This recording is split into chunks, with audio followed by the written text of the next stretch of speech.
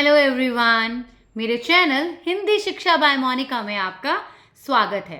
तो आज आई हूँ मैं एक नई मात्रा के साथ और कुछ लोगों की क्वेरीज आ रही थी, मुझे डीएम करते हैं, मैसेजेस करते हैं कि मैम आप न्यू कंसेप्ट्स कब सिखाएंगे, आप व्याकरण के विषय को कब बताएंगे। तो मैं आपको बताना चाहती हूँ कि मैंने बेसिक से स्टार्ट किया है। ये जो मात्राएं हैं वो हिंदी का बेस हैं। हिंदी लिखने के लिए, हिंदी बोलने के लिए, हिंदी सीखने के लिए मात्राओं का आना बहुत ज़रूरी है।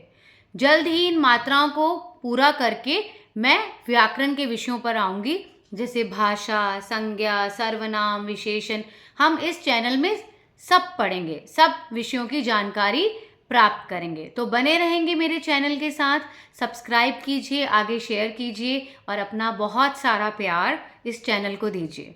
तो शुरू करते हैं री की मात्रा। आज हम सीखेंगे री की मात्रा। तो ये है री से ऋषि। जब मैं री से ऋषि को बनाती हूँ तो अंत में मेरी एक सी की फॉर्मेशन आती है, ये आप देख सकते हैं। इस सी की फॉर्मेशन को ही हम री की मात्रा कहते हैं। यानी कि अगर ये मात्रा क में लगेगी तो कुछ इस तरह से दिखाई देगी, सी फॉर कैट की तरह, और इसका साउंड है इसके नाम की तरह, री। तो क में लगा तो क बन गया क्री। म में लगा तो म से आवाज आएगी मृ।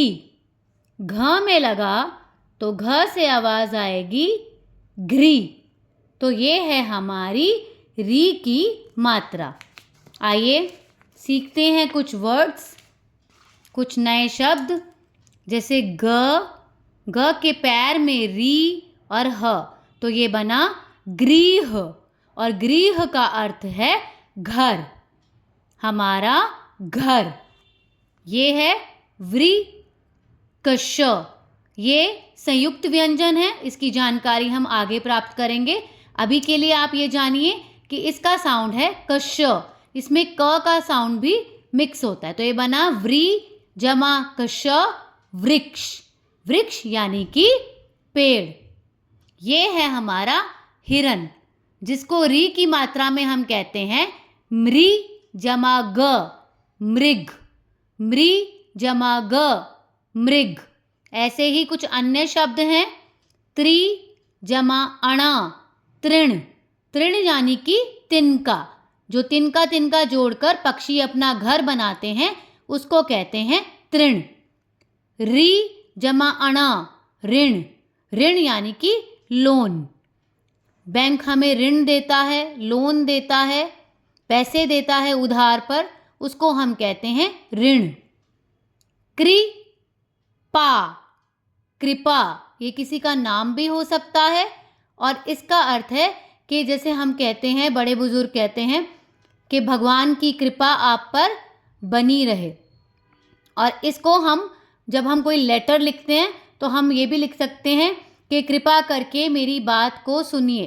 तो ये एक रिक्वेस्ट के फॉर्म में भी यूज़ होता है, और ये किसी के नाम में भी यूज़ होता है, और ये एक ब्लेसिंग की तरह भी यूज़ होता है।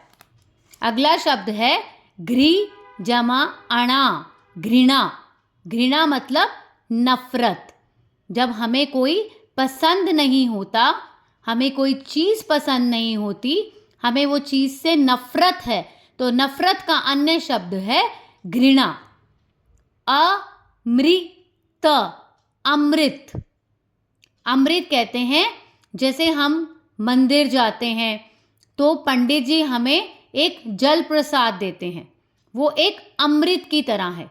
एक ऐसा जल प्रसाद जिसको पीने से हमारी आयु लंबी होती है, हमें भगवान की ब्लेसिंग्स मिलती हैं। अमृत, जिसको पीने से आप अमर होते हैं, जिसको पीने से आपकी आयु लंबी होती है। और ये है कृषक, कृषक। कृषक हम कहते हैं किसान को, जिसको इंग्लिश में आप फार्मर भी कहते हैं। तो ये बहुत छोटी सी एक मात्रा है जिसका कुछ इस तरह से बनावट है री की मात्रा। तो आज हमने सीखी री की मात्रा। तो अगली बार मिलते हैं एक नई मात्रा के साथ। Bye bye.